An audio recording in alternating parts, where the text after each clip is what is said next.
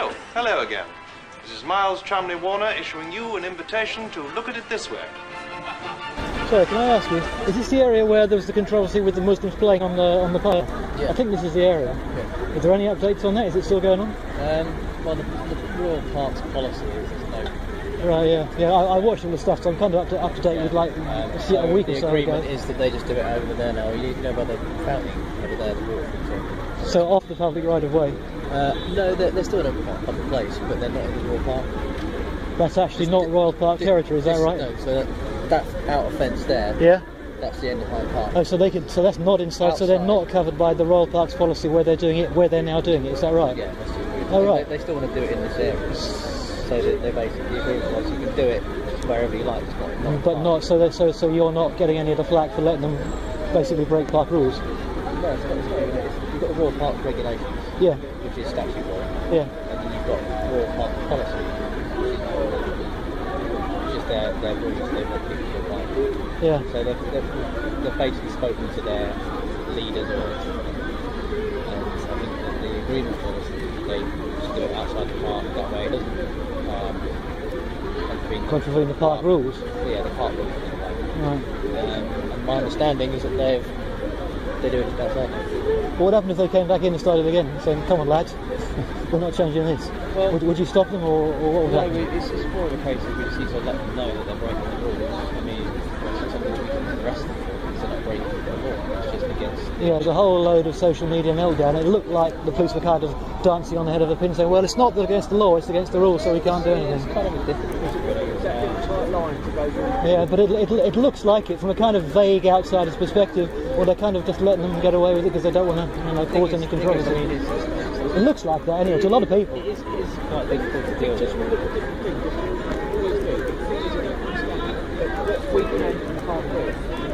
It's a fine line between park regulation and law and neighbourhood. So what would happen if, when they're contravening the park rules, you were to say to them, "Folks, you're contravening the park rules. You can't do this. Take a hike somewhere else." What would happen then? Would you get blowback for that? So it's really up to them. They can either think, right, we are breaking the law as well, or we're not. The problem you have with this thing when they carry on is that other groups come down and then start being antagonistic. It's almost like the far right. The people who are reacting to it saying, "This is wrong. They should enforce the rules." Yeah. I would put myself in that group. I wouldn't describe myself as a white supremacist Nazi. I think a lot of people feel the same way. There are officers here who are quite more in-depth involved. They've basically got together with the people who are like on the Muslim side of things, and they've said, "Look, what you're doing is against the law policy. It's causing a flat situation. Can we be amicable about this and just move it outside?" And by and large, they said, to date they have. Yeah. To date they have. Yeah. There's a couple of the younger ones that was refused, but what happens to them? Do they get? They can just carry on. They're not breaking the law. Yeah. They're not breaking the law.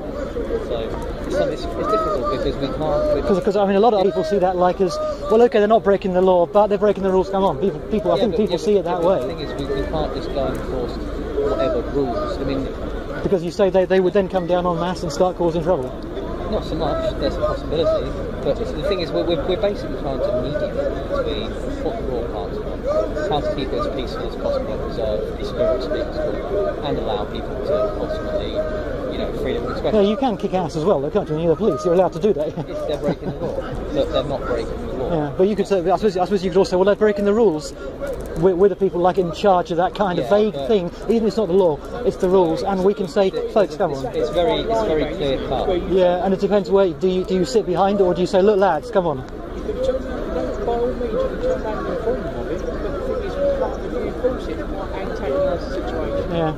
And make it twice as worse than what it actually was. Yeah.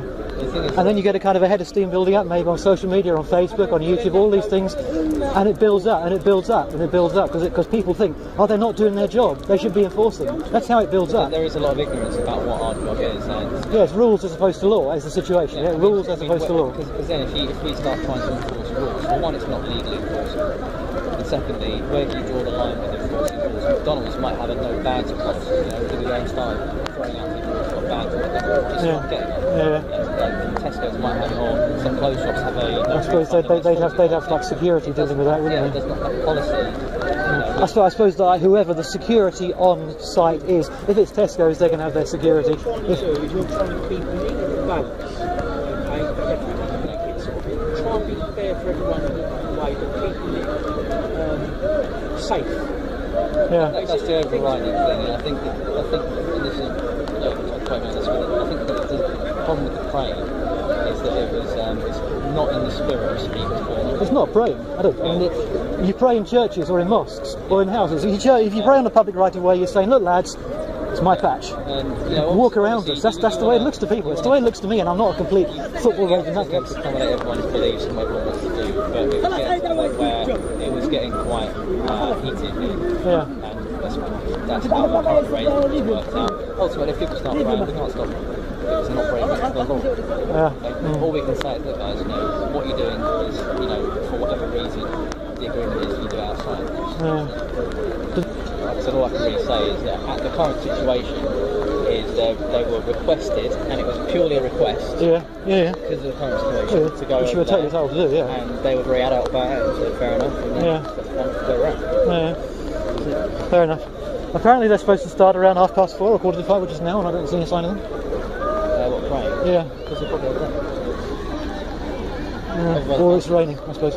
No, they'll still be there, but they're probably not as many numbers, but that's the new place to do. Yeah, fair enough. Oh, I'll leave you alone. Thanks for Right, no problem. information. Thanks a lot.